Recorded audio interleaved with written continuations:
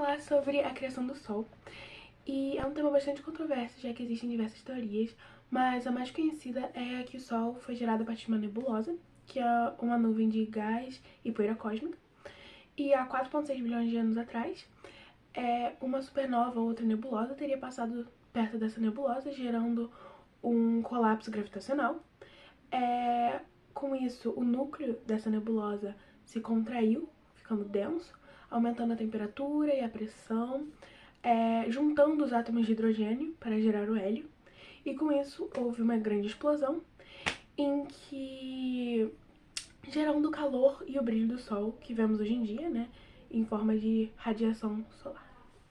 Oi, professores, tudo bem? Então, vou falar sobre as características do Sol. Começando falando as definições básicas, né? O Sol é uma estrela situada no centro do nosso sistema solar.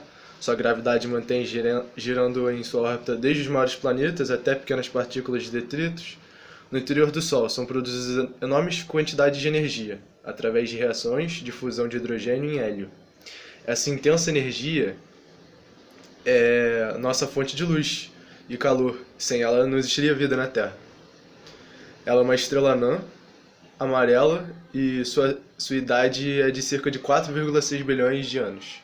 Estima-se que levará em torno de 6,5 bilhões de anos até se transformar numa anã branca.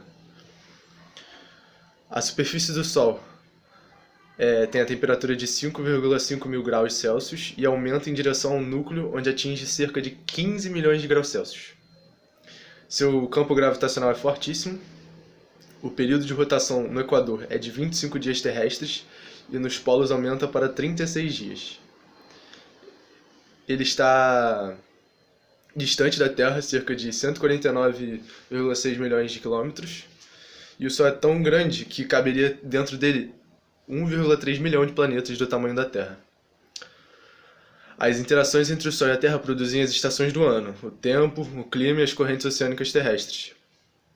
E bem como todos os fenômenos semelhantes que ocorrem nos demais corpos celestes do Sistema Solar. Ele não possui uma superfície sólida e a luz solar demora cerca de 8 minutos para chegar à Terra. A massa do Sol corresponde a 99,8% da massa do nosso Sistema Solar. Ele é formado por gases, sendo que em número de partículas, a sua composição corresponde a 71% de hidrogênio e 27% de hélio. Obrigado, professores. Valeu! Vou falar da estrutura do Sol, mais especificamente as camadas do Sol, sendo elas 6 camadas: núcleo, zona de radiação, zona de convecção, fotosfera, cromosfera e coroa. Começando pelo núcleo, de dentro para fora. O núcleo é a parte mais quente do Sol e é também onde é produzida a energia solar. Depois do núcleo, nós temos a zona de radiação. A zona de radiação é responsável por pegar essa energia produzida pelo núcleo e propagá-la através da radiação. Se eu não me engano, outra pessoa explicou também esses raios emitidos pelo Sol, bem dessa camada. Depois dessa zona, tem a zona de convecção. Convecção é um processo de transmissão de calor pela movimentação interna de algum fluido. Então, essa zona é basicamente onde ocorre a convecção do calor, levando essa energia para a parte externa do sistema solar. Depois dessa zona é a fotosfera, que é literalmente aquilo que a gente enxerga aqui da Terra, aquilo que é visível ao olho nu, que é essa camada que a gente consegue enxergar. É possível identificar também nessa camada manchas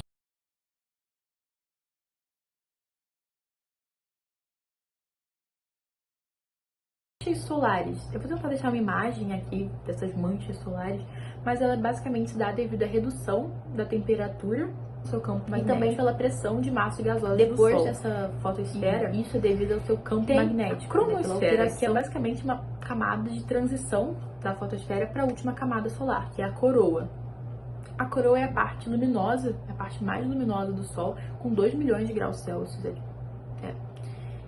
E acaba a última camada, não tem muito. Se a imagem conseguiu aparecer aqui, eu não sei se botaram a imagem, qualquer coisa fica no final.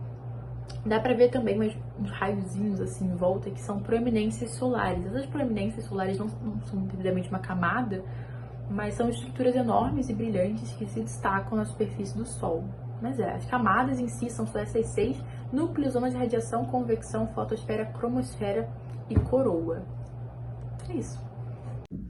Eu vou falar sobre a importância da luz do sol para os vegetais, porque eles conseguem realizar a fotossíntese e eles conseguem produzir o pigmento da clorofila e que é capaz de captar a luz solar e que ela transmite energia. E eles também produzem oxigênio, que é importante para todo mundo. Para os animais, é bom porque no inverno tem dias e noites mais frias e eles hibernam, né, que eles dormem, fazem hibernação, que é um longo período que eles dormem. E já no verão, como é um período mais quente, eles conseguem sair para caçar e assim, né, gastar toda aquela energia que eles acumularam durante o tempo de hibernação. E os nossos seres humanos, além de fortalecer o osso, a gente também recebe vitamina C. E é importante para tudo que a gente tem no planeta. Pra gente, que a gente fala em si de ser humano, a gente acaba olhando mais pro nosso lado. É muito mais importante e muito mais significativo, né? Claro que pra planta, por ela produzir o oxigênio, é muito importante pra gente, mas a gente acaba excluindo essas partes e esquecendo que também é muito importante para tanto os animais quanto para as plantas, porque sem eles a gente não consegue fazer a roda girar e aí não adianta de nada. Vou falar sobre a influência do Sol sobre a Terra, onde caso o Sol não existisse, ou simplesmente deixasse de existir, a órbita da Terra seria completamente modificada, já que o caminho que nosso planeta percorre ao redor do Sol é uma consequência da gravidade entre os dois corpos. Então, sem o astro, esse caminho poderia ser alterado e a Terra poderia ter uma interação gravitacional com outro objeto, por exemplo. Então, é importante lembrar que, sem o Sol, a Terra não teria sido formada. Nosso sistema se formou há cerca de 4,6 bilhões de anos, a partir da mesma nuvem de gás e poeira. E da maior parte foi formado o Sol, e do que restou, do que sobrou, deu origem à Terra, outros planetas, cometas e asteroides. Então, a energia do Sol é responsável por manter o planeta aquecido, pelo movimento dos oceanos, formação dos ventos, aquecimento do ar e também pelo ciclo da água. E sem a energia do Sol, viveríamos sem luz e as estações do ano não existiriam. E nosso planeta também seria muito frio, a atmosfera mais densa, haveria poucos ventos e aos poucos as águas iriam se congelar.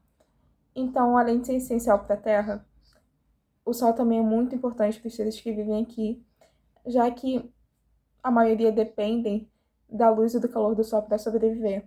As plantas, por exemplo, precisam da luz do Sol para realizar a fotossíntese, onde transformam o gás carbônico em água, glicose, proteínas e vitaminas, liberando o oxigênio para a atmosfera. E sem a luz solar, as plantas não conseguiriam se alimentar e morreriam. Então, o calor também favorece a produção de enzimas e substâncias que provocam reações químicas no interior das células, presentes em vegetais e animais. Então, alguns animais, como peixes, anfíbios e répteis, podem melhorar a atividade metabólica de acordo com o calor do ambiente que seja mais alta.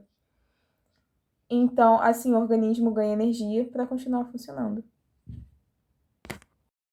Oi, sou o Guilherme, vim falar sobre os tipos de raios que existem,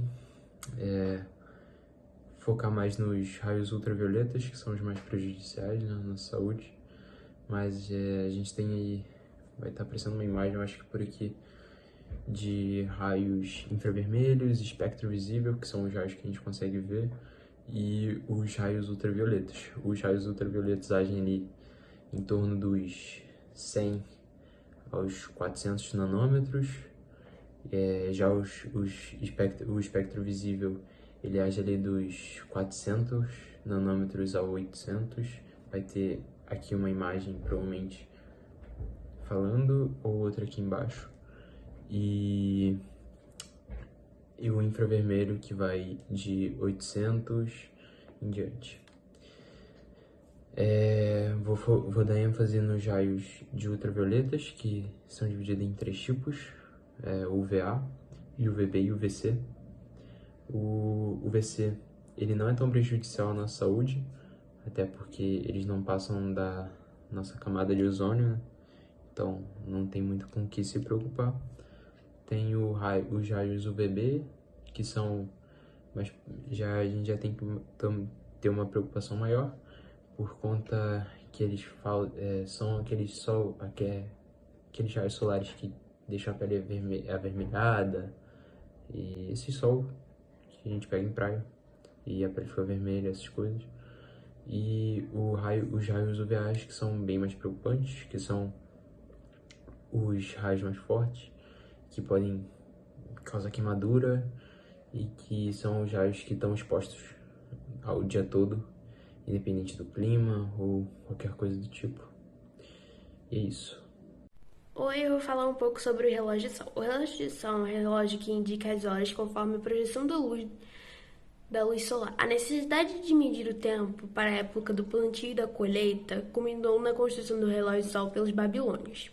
O relógio tem um funcionamento simples, uma haste vertical que faz uma sombra à medida que a posição do sol se modifica. Essa haste fica posicionada no centro de uma superfície circular. Os mostradores, que são divididos por linhas, às quais correspondem as horas, é onde a sombra se localiza.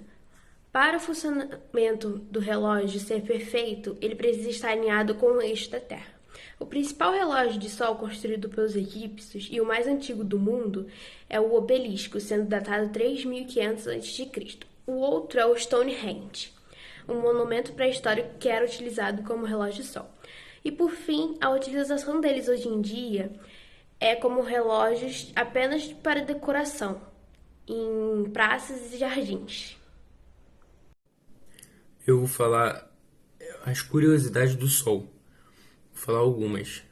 A primeira é: o Sol é 109 mil vezes maior do que a Terra, do que o planeta Terra.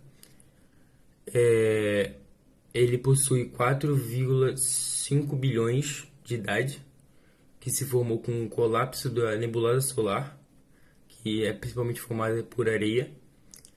A luz solar para chegar no planeta Terra demora em volta de 8 minutos e 18 segundos. O Sol é formado principalmente de hidrogênio e hélio. E a temperatura que pode chegar, a temperatura solar que pode chegar é de 5,5 mil a 15 milhões de graus Celsius. E